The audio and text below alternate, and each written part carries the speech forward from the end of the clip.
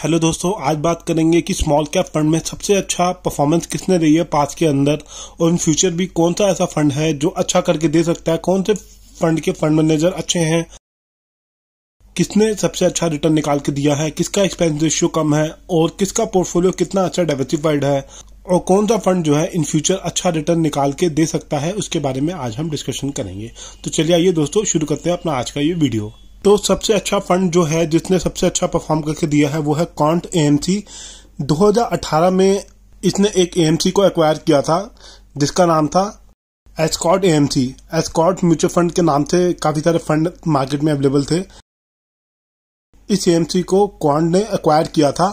Acquire करने के बाद इसके फंड मैनेजर भी चेंज हो गए, नए फंड मैनेजर आए और उन्होंने काफी अच्छा निकाल के दिया रिटर्न मार्केट से अपने इन्वेस्टर को, जिन्होंने इसके अंदर इन्वेस्ट किया, जिन्होंने इस फंड के अंदर अपने पैसे लगाए एसआईपी मोड के थ्रू भी और लमसम इन्वेस्टमेंट के थ्रू भी। जिसने भी इन्वेस्ट किया उसको अच्छा रिटर्न मिला बाकी फंड के कंपैरिजन में। एक्विजिशन करने के बाद क्वांट ने काफी अच्छा आउट परफॉर्म किया, काफी अच्छा परफॉर्म करके दिया है, काफी अच्छा रिटर्न निकाल के दिया है अपने इन्वेस्टर को। जैसे मैंने बोला आपको, इसके सारे फंड ने ही बाकी फंड के कंपैरिजन में काफी अच्छा रिटर्न बना के दिया है। उसके बारे में आज हम डिस्कशन करेंगे। तो दोस्तों, quant small cap direct plan growth वाला प्लान, फंड का साइज है वो 4000 करोड़ का है। एक्सपेंस रेशियो 0.062% है। एक्सपेंस रेशियो 1% से कम है और इसको क्रिसिल के 5 स्टार मिले हुए हैं। इसकी परफॉर्मेंस काफी अच्छी रही है, तो वेरी गुड परफॉर्मेंस है ये अमंग द पीयर्स। तो इसको 5 स्टार दिए गए हैं क्रिसिल के द्वारा। ये इसका चार्ट है, निफ्टी से कंपैरिजन है। निफ्टी से कंपेयर करेंगे हम तो ऑल टाइम का कंपैरिजन देखेंगे तो काफी बेहतरीन रिटर्न निकाल के दिया। निफ्टी जहां पे बढ़ी 200%, तो ये बढ़ा 381%। तो निफ्टी के कंपैरिजन में इसने काफी अच्छा रिटर्न निकाल के दिया। मेन हमें चीज ये देखनी होती है कि जब मार्केट क्रैश की, निफ्टी क्रैश की, निफ्टी के अंदर करेक्शन आई, तब ये फंड कितना ज्यादा क्रैक किया। तो 5 साल का हम चार्ट देखते हैं। देखिए यहाँ पे एक बड़ा क्रैश आया था जब निफ्टी कोविड के टाइम निफ्टी 1200 के आसपास चलती थी, 12,225 के अराउंड चलती थी। उसके बाद इसके अंदर करेक्शन आई तो निफ्टी 8000 तक आई। तो अराउंड ये 30% का करेक्शन हुआ, 30-35 का। तो उस हिसाब से हम देखें तो ये फंड करेक्ट किया 35-30% ये भी करेक्ट किया। उसके बाद निफ्टी के अंदर रिकवरी हुई तो उससे ज्यादा तेजी से रिकवर किया ये फंड। तो अराउंड इसकी 32 की एनएवी थी, 32 की एनएवी से इसकी एनएवी हो गई 133 की। तो 161% की इसके अंदर ग्रोथ आई। ये फंड अराउंड 4.5 गुना हो गया फंड। तो उसके बाद निफ्टी थोड़ा थोड़ा क्रैक करती गई 5-10% बीच में, तो उसके अंदर भी गिरावट आई, लेकिन ये रिकवर काफी तेजी से किया टू कंपेयर निफ्टी। क्योंकि दोस्तों क्या होता है कि लार्ज कैप के फंड जो है बढ़ते कम है तो गिरते भी कम है, और स्मॉल कैप के फंड बढ़ते बहुत तेजी से हैं और गिरने में आते हैं। जब करेक्शन आती है मार्केट के अंदर तो उनके अंदर फॉल भी बड़ा आता है to compare large cap fund. तो उस हिसाब से हम कंपेयर करें तो जितनी निफ्टी क्रैक की उतना ही ये फंड क्रैक किया, उससे ज्यादा नहीं क्रैक किया, उसके आसपास ही क्रैक किया। तो ये चीज ये शो करती है, इस चीज से ये पता लगता है कि इस फंड का फंड मैनेजर ने अपने पोर्टफोलियो को काफी अच्छे से मैनेज कर रखा था, काफी अच्छे से डाइवर्सिफाइड कर रखा था, जिस वजह से ये ज्यादा करेक्ट नहीं किया टू कंपेयर बाकी फंड से अगर हम कंपेयर करें तो वो थोड़े ज्यादा करेक्ट किए थे। जब कोविड के टाइम क्रैश आया था तो उसके कंपैरिजन ये थोड़ा कम करेक्ट किया, मतलब 5-10% तक ही ज्यादा डिफरेंस देखने को मिलेगा, ज्यादा बहुत मेजर डिफरेंस देखने को नहीं मिलेगा आपको। और रिकवरी भी आई तो बहुत तेजी से रिकवरी आई इस फंड के अंदर। जब मार्केट रिकवर करनी शुरू की तो ये फंड काफी तेजी से रिकवर कर गया था।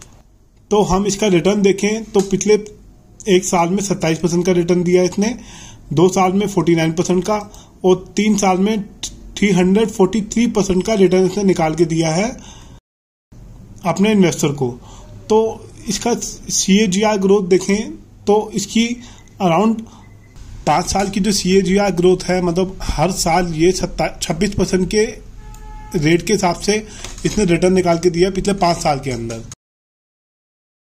ओवरऑल देखें तो काफी सारे फंड हैं, जैसे HDFC स्मॉल कैप है, इसने 16% दिया है, DSP ने 16% दिया है, कोटेक स्मॉल कैप ने 19% का दिया है, फ्रैंकलिन ने 14% का, आईसीआईसीआई प्रूडेंशियल स्मॉल कैप ने 19% का। उससे कंपैरिजन करें तो सबसे ज्यादा रिटर्न इसी फंड ने निकाल के दिया है। ये चीज ये दर्शाती है कि इस फंड के fund manager smartly stock market में पैसा लगा के रिटर्न निकाल के अपने इन्वेस्टर को दे रहे हैं। आइए अब इसका पोर्टफोलियो देखते हैं किस हिसाब से डाइवर्सिफाइड है। टोटल इसने लार्ज कैप में 18% लगा रखा है, स्मॉल कैप फंड है फिर भी इसने लार्ज कैप के स्टॉक में पैसा लगा रखा है।